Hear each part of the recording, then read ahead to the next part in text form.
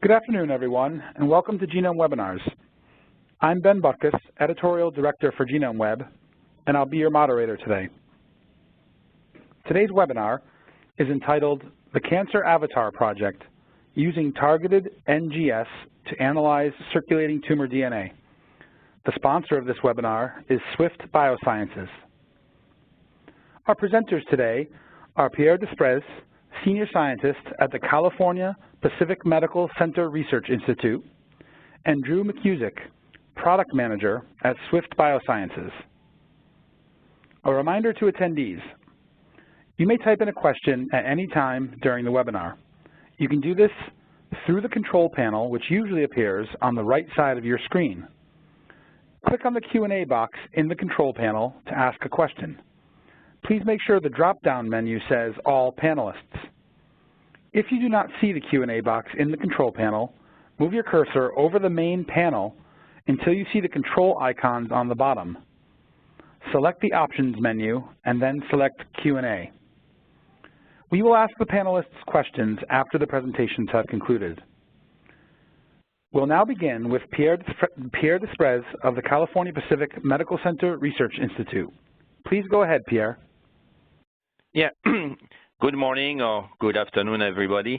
So I'm going to present a new project that we started a couple of years ago at California Pacific Medical Center in San Francisco. So this project is called the Cancer Avatar Project. And the goal of this project is to find the most effective treatment for cancer patients, particularly after the initial standard treatment failed.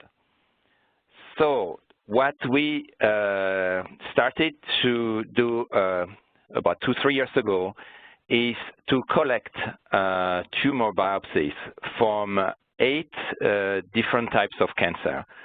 So we have brain cancer, colorectal cancer, ovarian, breast, lung, melanoma, pancreatic cancer, and liver cancer.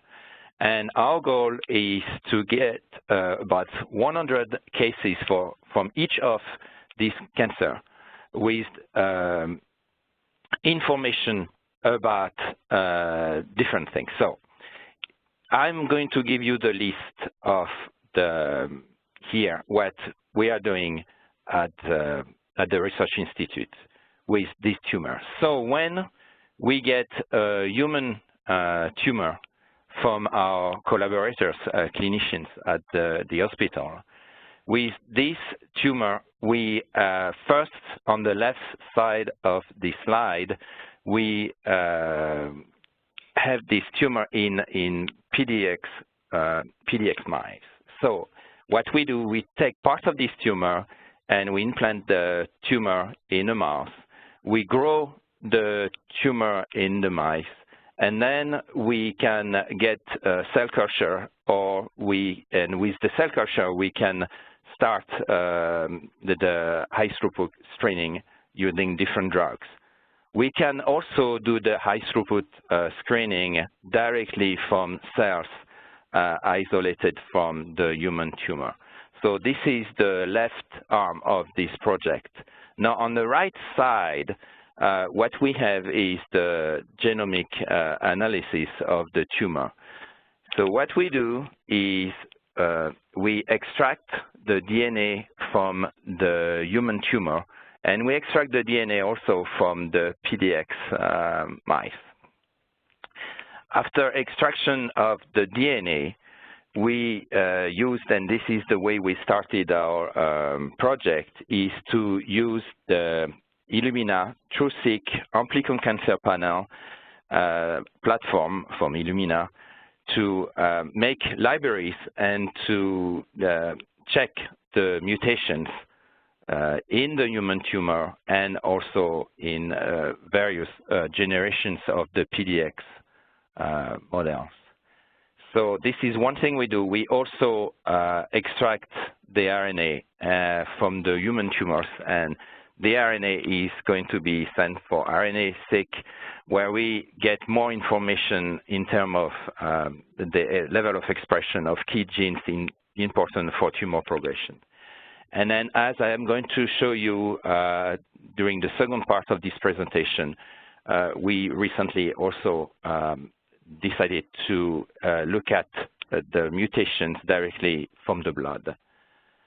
So what we have here is a way, by looking at mutations from the human tumors, as well as from the PDXs, we want to determine what are the actionable mutations. Actionable mutations mean that when we determine there is a mutation in a specific gene, then we will know that these cancer cells can be targeted by a specific drug. For example, here on this list, this is the study organized by the American Society of Clinical Oncology, and California Pacific Medical Center is part of this project. TAPR means Targeted Agent and Profiling Utilization Registry. So what we are planning to do is to provide, through this study, some patients with specific mutations and which could benefit from treatment with drugs targeting these mutations. So, for example, when we determine there is a mutation in EGFR receptor, we know that there is a drug called erlotinib which could be used for these patients. So this is the goal. The overall goal of our project is to determine the mutation and to find the drugs which are specific for these mutations. So in order to check these mutations in the DNA from human samples, we extract this DNA, and we have in the Research Institute, we have the sequencer, the MiSeq sequencer that we use to determine what are the mutations. Now, here, what we started to do in 2016, and so far in 2016 and 2017, we had about 350 tumor sample sequence. So what we do is first, we want to compare the mutation, the profile of mutation, between the human tumor directly from the patient compared to the PDX models.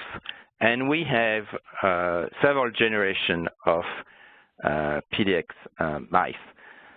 We want to expand this tumor in order to get enough material for high throughput screening. So, but what we need to do first is to determine that the mutations that we can detect in the human tumors are also still present in the PDX models, and particularly when we have several generations of these mice, we want to make sure that there is high fidelity of the model. So the first experiment we did when we started the project is to make sure that the mutation that we find in the tumor directly from the clinic, these mutations are also present in the PDX model. Like, for example, here we have a tumor from a lung cancer patient. This tumor has been analyzed, and we found that there is an important mutation in the KRAS gene. And what we found is the first generation of PDXs, this mutation was still present. And when we compare between the first and the third generation of these PDXs, what we found that we still find the same mutation in KRAS at about the same level. So these data could tell us that across different generations of PDX mice, we have a high fidelity of these models in order to look at the mutation and to be able to use the mice as model for high throughput screening. Now here, and this is what is going to introduce the next experiments, the approach we did using liquid biopsy is when there is a tumor progression and we can find distant metastases from the original tumor. Now, what we found is when we compare the tumor, like for example, in this case, we have a melanoma patient with a tumor received in 2012. And what we found, and that there is a BRAF mutation, and the frequency of this mutation was about 12%. Now, when we look at the metastatic tumor from the same patient but received about 3 years after, you can see that there is an increase of the frequency of this mutation, of BRAF mutation. What is important is now, when we look at the second mutation that we found, is P10 mutation was only found in the metastatic tumor, and we didn't find this mutation in the original tumor. So this mutation was gained during the progression of the tumor. Now, this is important since the tumors do not remain the same and are heterogeneous. Now, how do we catch this high level of heterogeneity in the tumor when there is a clonal expansion of aggressive cancer cells and appearance of additional mutations?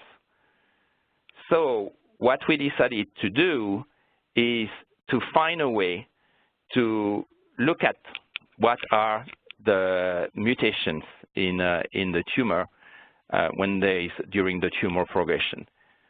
There are different ways to do it, but we decided to look at the pieces, the fragments of DNA in the blood using liquid biopsies. Now, using liquid biopsies from patients, we need to use specific tubes in order to be able to isolate the small sequences of DNA and to be able to sequence them. So we need to use a very different approach than the original Illumina cancer panel in order to make our libraries. We cannot use the Illumina kit in order to make our library because the pieces of DNA are much smaller than the big, large sequences of the genomic DNA. So what we need to do is to use specific tubes. In this case, we are using Genie tubes, and this is the one on the left side of the picture. These tubes, they contain additive that stabilize the blood cells. And also, this tube allows us to minimize the contamination by the wild-type DNA from the blood cells, and also preserve the quality of the circulating tumor DNA. So we switch from the regular purple tube on the right to these Genie tubes that we get. On top of that, these tubes allow us to have the blood at room temperature for a few days without any problem. So what we did is we started to, one thing is just to clarify the fact that we needed to find a different approach in order to sequence these fragments of circulating cell-free DNA. And actually the CT DNA, which are the fragments of DNA from the tumor cells, are only a small part of the circulating cell-free DNA in the blood. But these fragments are very small. They have an average of about 160 base pair. So in order to sequence these small fragments of DNA, we needed to choose and to use a different approach than the Illumina platform. This is why we decided to use the kit from the Swift company. this is the Amplicon 56G oncology panel. And this kit allows us, after extraction of the short DNA fragment from the blood, allows us to make library with starting with these very short fragments of 160 base pair. So now we are using a different approach. Instead of hybrid capture using the Illumina kit, we are using target amplification with using the Swift kit. So for the Swift kit, we only need about 10 nanogram of starting material. That means 10 nanogram of DNA extracted from the blood. So which means that we use about 3 to 5 ml of plasma in order to isolate enough ctDNA for mutation analysis. Now, using this Swift platform, we can look at the mutations in 56 different genes. I want to say that the 48 genes that you can analyze using the Illumina platform are all included in the 56, on the list of the 56 genes that you can study using the Swift platform. And for some of these genes, there are several amplicons looking at different parts of the gene in order to look at different mutations. So here, what we have been doing so far at CPMC is we get about 131. We got about 131 pairs. In order to start this project, we decided to compare the mutation found in the original tumor or in the pediatric mice with the mutation found in the plasma samples in a ctDNA, and compare across the 48 genes present both in the Illumina platform and in the Swift kit. So we have here the number of pairs per type of cancer. And you can see that we have now many melanoma and glioblastoma, colorectal, ovarian, but we do not have yet enough pairs from breast cancer patients, and we need to expand from breast cancer patients. So this is one example of the results we just got when we tried to detect the driver mutation in matched tumor DNA and in the plasma sample. So this is an example using one colorectal cancer, and we found 4 different mutations here in this tumor. So APC, for example, was mutated in the DNA of the human tumor at a frequency of about 32.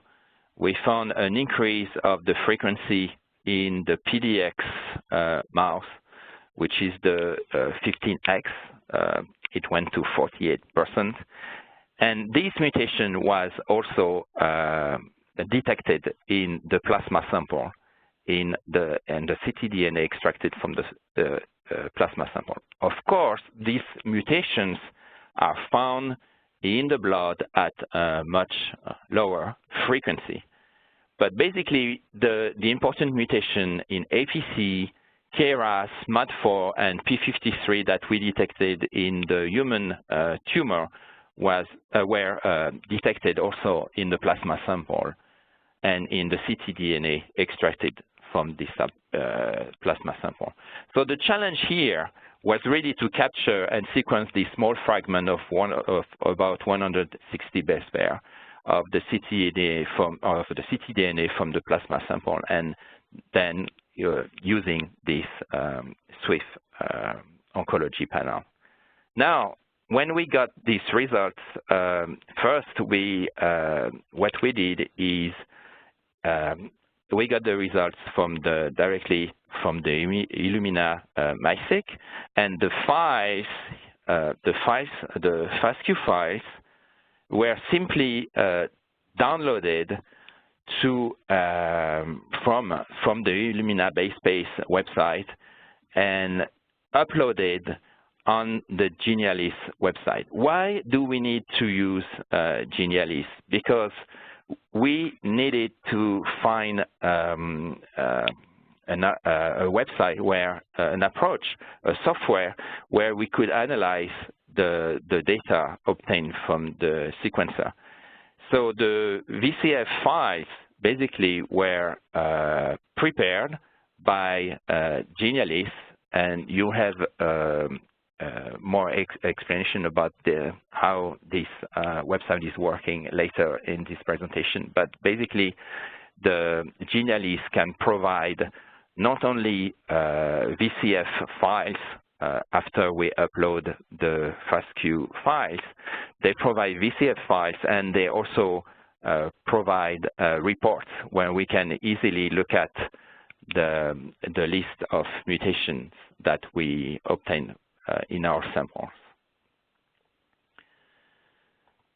So this approach of using liquid biopsies is allowing us to look at the molecular heterogeneity of aggressive and metastatic cancers. There are different ways to look at this heterogeneity by isolating the circulating tumor cells, or looking at the ctRNA, the exosome, but we decided to choose the approach of looking at the ctDNA extracted from the blood and comparing with the original tumor. So this approach is very important for the future. The plan is to use in the future these liquid biopsies to match with the clinical outcomes and treatment response. We are planning to get longitudinal liquid biopsies, which could inform us for treatment option in advance of other approaches. This longitudinal liquid biopsy sample would allow us to track the evolution of the tumors towards relapse after the original cancer cells survive the initial treatment. And we will be able to track these clonal expansions across the different parts of the tumor. So here is the location of our research institute, which is part of California Pacific Medical Center in San Francisco. We are located very close to the entrance of the Bay Bridge. Okay, thank you. And now you have presentation from the Swift company. Thank you, Pierre. A reminder to attendees, you may type in a question at any time during the webinar. You can do this through the control panel, which usually appears on the right side of your screen. Click on the Q&A box in the control panel to ask a question. Please make sure the drop-down menu says All Panelists. We'll now continue the webinar with Drew McCusick of Swift Biosciences. Please go ahead, Drew. Thanks, Ben, and thank you very much, Pierre, for the informative presentation.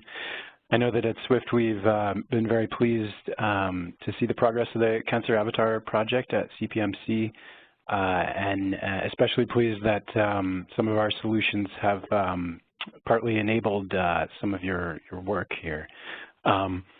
So thank you very much. I'd like to take this opportunity to tell you a little bit more about Swift.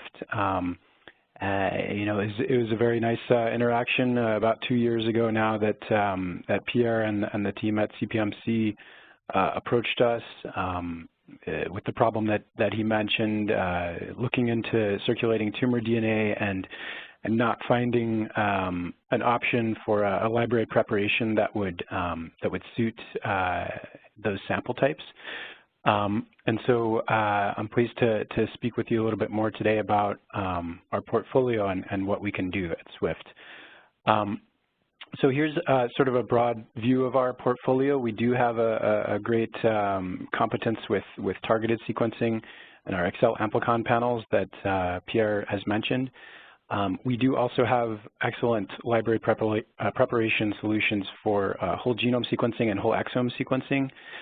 This is covered by our Excel NGS products, the 2S, 1S, and now more recently launched 2S Turbo product. So 2S has gained an excellent reputation in recent years for providing excellent data quality, completeness of unbiased coverage of the genome for whole genome and hide capture products and solutions. And then the 2S Turbo kit is our latest addition to the portfolio. It combines an enzymatic fragmentation module with the library preparation, and it's an excellent, very fast, cost-effective method for routine sequencing. We also have a MethylSeq kit, which is quickly becoming the gold standard in the field. It's really a kind of peerless technology for modifying single-stranded DNA templates that come out of bisulfite conversion for methylation sequencing into libraries and preserving the complexity there. So today I'll speak with you a little bit more about the Excel Amplicon panels. At Swift, we're familiar with many of the pain points that are encountered by those who are undertaking targeted sequencing studies. Obviously, cost, there can be significant pressure, and this should be considered all the way from the point of DNA extraction that Pierre mentioned for cell-free samples, starting with the tubes that the blood is stored in, all the way through the library preparation, sequencing, and providing the answer from the data. On the left side here, the content design for the panels can be a bottleneck. Obviously, you want to cover the relevant targets to your study or disease type, and we also have a partnership at Swift with an organization named Genie that can help us collaboratively arrive at that target list if that's a pain point for you. We at Swift, we can do content curation and work with you to ensure that our panels are covering the parts of the genome that you wish to cover. And then across here on the right side, for validation and workflow, this covers everything from ensuring that the assay is compatible with the input quantity and sample type that you're working with. If you're going to be buying a panel, it's an obvious expectation that the panel should work well when you receive it. And so at Swift, we do quite a bit of work to ensure that after the panel is designed and produced, that it gets optimized in our wet lab to ensure the best performance before shipping.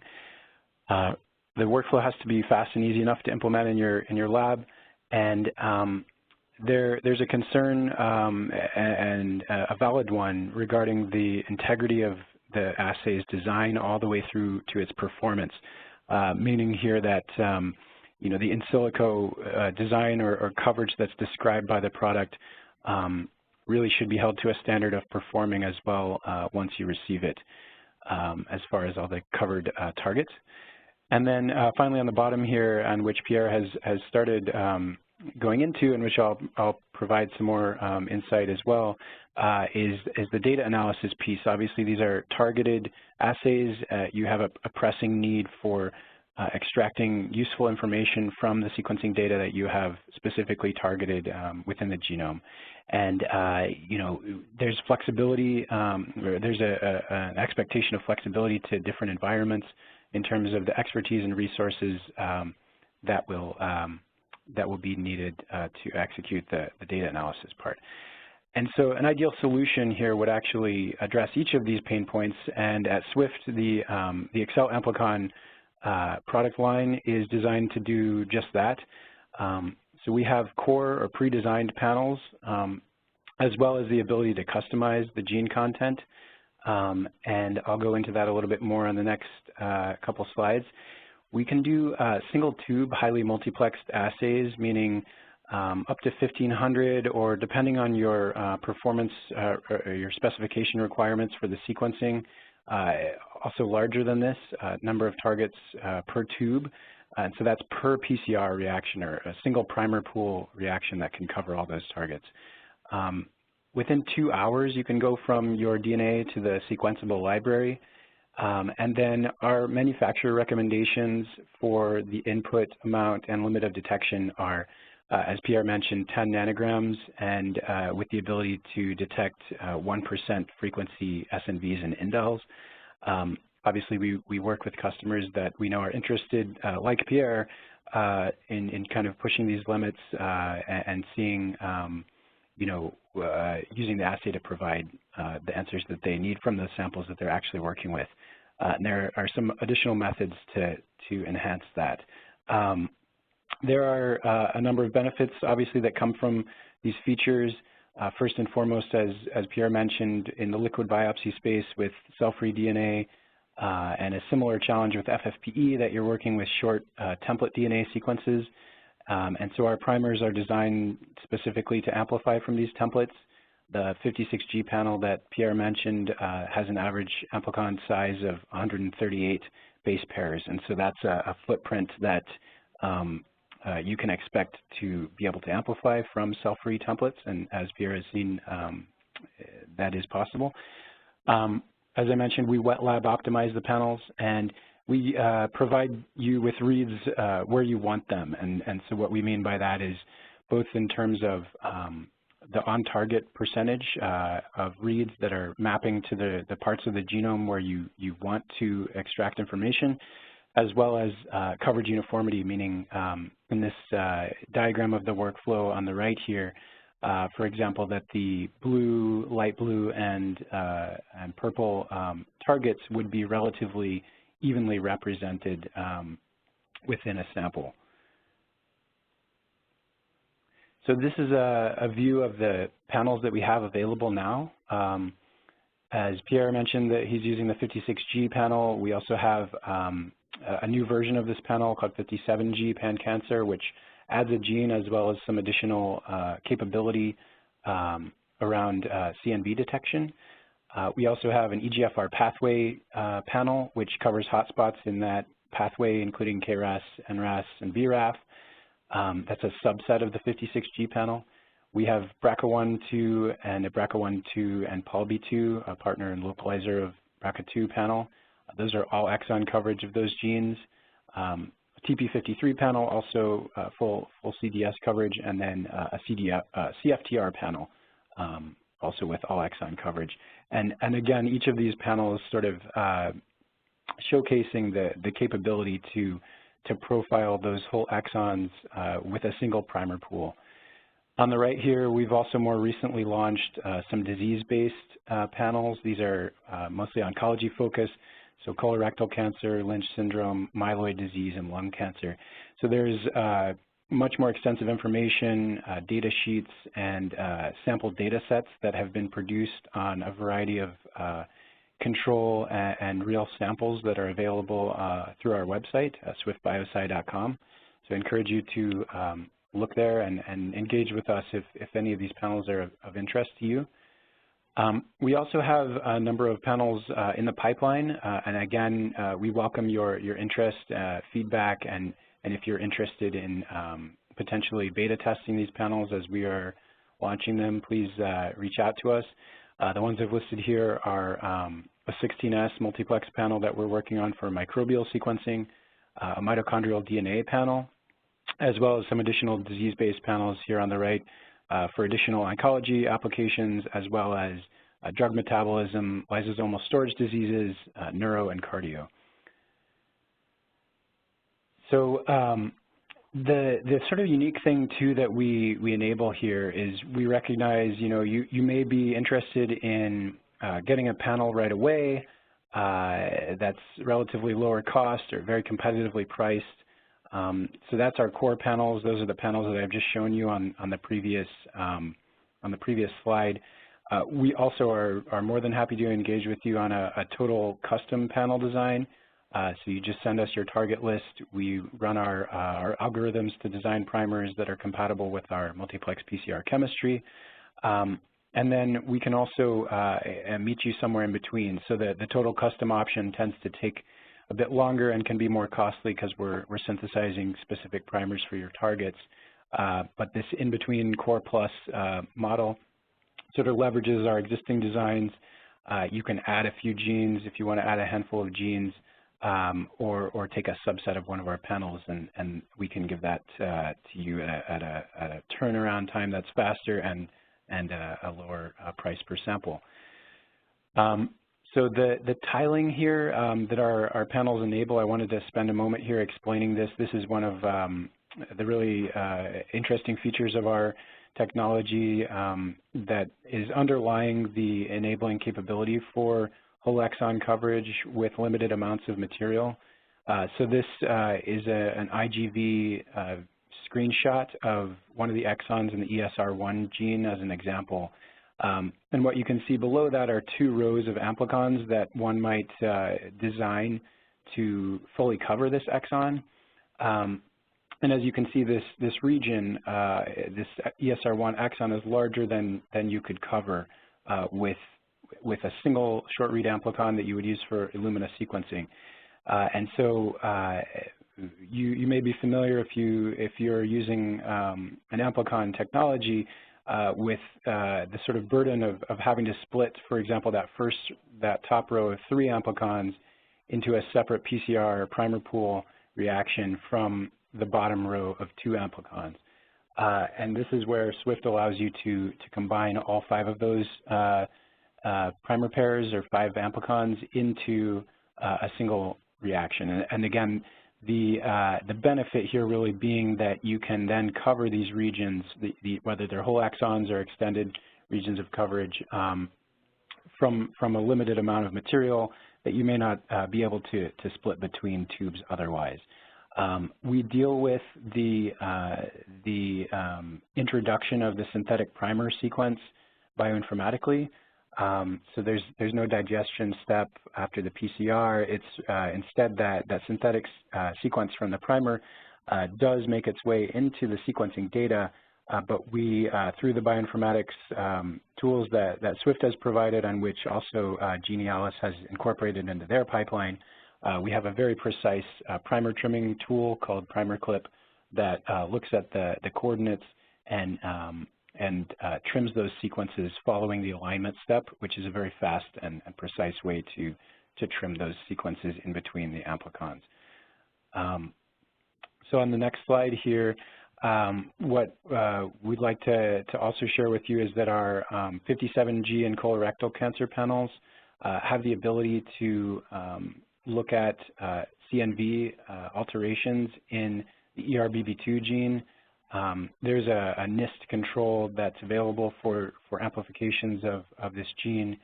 And what you can see here is because of the tight coverage uniformity that our panels are manufactured with, you can see that when there's an amplification in this gene, there's a relative read count increase of coverage for that gene. And so the table below here shows you the NIST validated expected values for the ratios of the ERBB2 gene relative to 4 other genes that they have in the study that they use to validate the standard, and the 57G and colorectal panels ability to detect that CNV. This is an illustration that may help you sort of appreciate the time and workflow benefit that the XL Amplicon products will provide you compared to a couple of other options that are available to you. And so this, again, comes down to both the total time that's required to run the assay as well as the workflow advantage of the single primer pool PCR reaction. And so at this stage, obviously you've prepared your sample, you've run the Amplicon assay, the Excel Amplicon assay to produce the Illumina compatible libraries. You run the MiSeq as in Pierre's case, and the case of many doing Amplicon sequencing, and then you are now presented with your FASTQ files, and you're looking for a way to analyze the data. So again, as I mentioned, we have flexibility here. It just depends on what you need, and we can provide you with the solution there. So if you have a bioinformatics team within your group that has command line proficiency, our recommendation is to use the primer trimming tool that I mentioned, PrimerClip. It's available through GitHub. There's a link on our website to download that and integrate that into your workflow. There's documentation accompanying that tool that describes how to do that. We can also provide a local application. If that's of interest to you, please let us know, and we're happy to work with you there. But then on the right side here, if like Pierre, you have access to your samples and you can run the library prep and sequencing, but you're looking for a complete data analysis software solution, then we would recommend Jeanne Alice, which has been our great partner in wrapping our pipeline and improving upon it to put it into a graphical user interface. And so on the next couple slides here, I'll describe that platform in a little more detail. I'm also pleased to mention that Raphael Rosengarten, who is the CEO of Jeanne Alice, is joining us for the Q&A session at the end here. So if you have any questions on this part of our workflow, he will be happy to answer that. And so, as I mentioned, we've partnered with Jeanne Alice with the goal here to really provide you a nicely streamlined, kind of seamless workflow from library preparation with the Excel Amplicon kit to sequencing with whether it's your Illumina or Ion Torrent sequencer, and then analyzing your variants with Jeanne Alice. And so we've gone through a kind of extensive phase of validating this workflow with Jeanne Alice that's specifically been configured with Excel Amplicon data and the primer trimming and variant calling steps that we would recommend. And so what we have here is a description of their platform, and it really is a streamlined variant analysis pipeline. It's flexible, so whether you're using our off-the-shelf panels that I mentioned before, or a custom project with a custom target list, the platform is capable of processing data from both cases. It really is quite automated, so as Pierre said, you upload your FASTQ files from the sequencer, click the Analyze button, and then you're presented with the results, annotated variant lists, or if you're interested in, importantly, if you're interested in looking at any of the intermediate files, it's not a black box. So if you wanted to look at the alignment file, the BAM file, if you wanted to look at coverage metrics, if you wanted to look at the VCF file that's either not annotated or with annotations, you can download any of those intermediate files to process with any other tools you might wish to process them, as well as visualize the variants in the online viewer. And so just to kind of conclude here with the Jeanne Alice platform, there is an integrative genomic viewer or browser that allows you to inspect and sort of validate your variant calls, look at the read stacks on your amplicons on that part of the genome and determine your variant calls. And then there are interactive heat maps that also allow you to look at variant calls and allele frequencies across samples, as well as a report that you can export from the interface that allows you to look at the various annotations on the variants that you've detected. So I'd like to also just give the participant, the attendee list today, thank you for attending our webinar, and here's sort of a sneak peek of new technologies in the Amplicon portfolio from Swift that are coming very soon. We are pleased to be announcing the launch of Amplicon Libraries that leverage unique molecular identifiers, and this gives you better confidence at calling these low-frequency variants. You know, Pierre was looking at some of these variants in the cell-free fraction that are much lower than what you would observe in the tumor sample. And so these molecular IDs, through a similar workflow where we incorporate them through a PCR, allow you to subtract the background noise of variant calls that would be present otherwise due to errors that are introduced by either the PCR or the sequencing itself. They allow you to build a consensus on the true variants and remove that background noise, and that's illustrated here in these figures on the right. And so what we have available right now is that EGFR pathway panel that covers hotspots in EGFR, KRAS, G12, BRAF, V600, for example, EGFR, T790. And this panel is available now, so if you're interested, we have an early access availability for that, and please let us know. We'd be happy to engage with you to have you try that out. As well, we will be happy to discuss a custom target list with you. And then early next year, we are looking to make available an additional Amplicon workflow, one which is geared towards high throughput Amplicon sequencing. And so this is the case if you're processing maybe 96 or 384 Amplicon libraries at a time.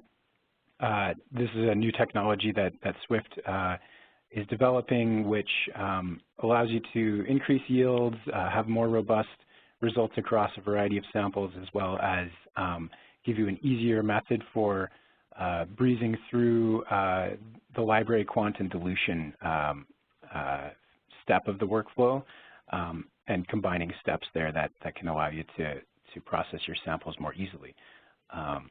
So thank you again for your time and attention today with our webinar. Swift is an enterprising, fast-growing company. We're very pleased to work with you, so please don't hesitate to call us up or email us. I'm also happy to share that as an attendee on today's webinar, you qualify for a special offer on our Amplicon kits. So please be checking your inbox for that. We'd love to have you evaluate our products under a special offer. In addition, I wanted to mention that we are engaging, with automation partnerships. So if that's of interest to you, please inquire. And again, thank you for your time. We're available for questions, and look forward to working with you. Thanks. Back to you, Ben. Thank you, Drew. Before we enter the Q&A portion of the webinar, we'd like to ask attendees to please take a moment to take our exit survey after the webinar has ended and give us your feedback. We'll now begin the Q&A portion. In addition to Pierre Desprez and Drew McCusick, Raphael Rosengarten, CEO and co-founder of Jeanne Alice, will join us for the Q&A portion. Our first question is for Pierre. A few of our participants asked what cutoff you use to call the presence of a mutation in circulating tumor DNA. Can you clarify? Yes. So as Drew mentioned in the last part of this presentation, is we are now around 1% of frequency, but the idea is to go below 1%. And it looks like now Swift is preparing a specific platform to go below 1%. Thank you. The next question is also for Pierre and likely other participants as well. What tools do you recommend for enhancing the limit of detection for CT DNA purposes? In order to analyze, I mean, it's related with the previous question, correct? Is to be able to use new tools to go below the level of detection we have right now? Is it the question? Yes. What tools would you recommend for enhancing the limit of detection? Okay, I think Drew can answer to that, huh? Yeah, I would be happy to. And so, yes, I did just mention our new molecular identifiers that are coming out. We do also have a partnership with an organization named Fluxion, and they have provided some interesting options as well. Essentially, and we've seen this in some publications as well, even outside of that technique, where performing a replicate analysis and using an error subtraction model can also be a way to remove that noise. And so, yeah, please reach out to us. I think what's important to discuss on that topic is how many targets you wish to cover, essentially how large is the panel you wish to cover, as well as how much DNA do you have available, and are you willing to perform sort of replicate preparations of the same panel from splitting your DNA into the same prep twice or 3 times. Those are all ways that we can reduce that background noise and separate the true positives from the false positives. Hope that answers the question. Thank you. The next question is for Pierre. How much blood is required for a liquid biopsy analysis? Yes, so I think we need at least 10 ml of blood, because this is about the tube that we are using, the PAX gene tubes. From 10 ml of blood, you go down to about 4 to 5 ml of plasma.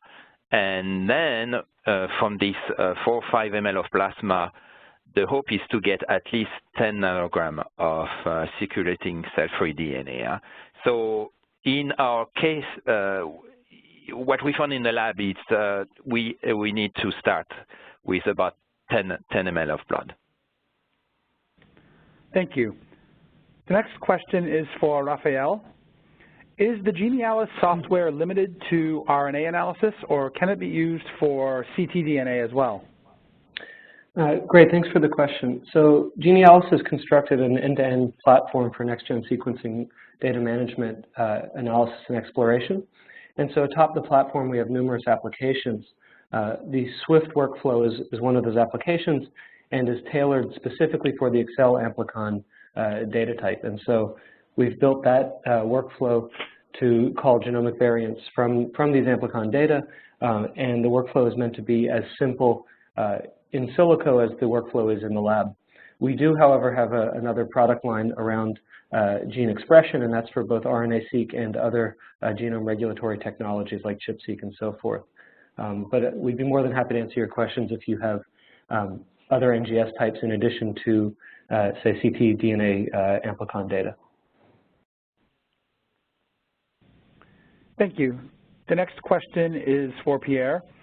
Is this technology and workflow viable for early-stage detection of cancer? So far, people are using this approach to track the tumors after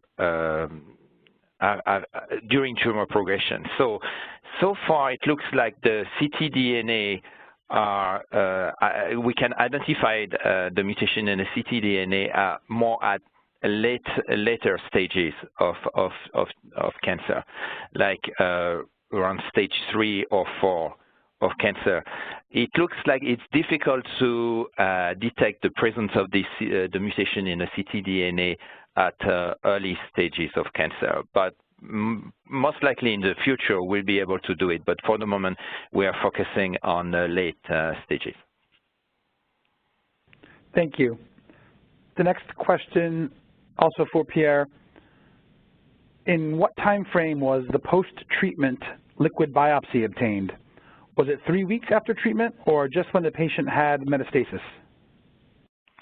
It's for the moment we are the way we are doing it, and this is because it's the beginning of our project, we are getting the blood samples at the same time we are getting the tumor samples.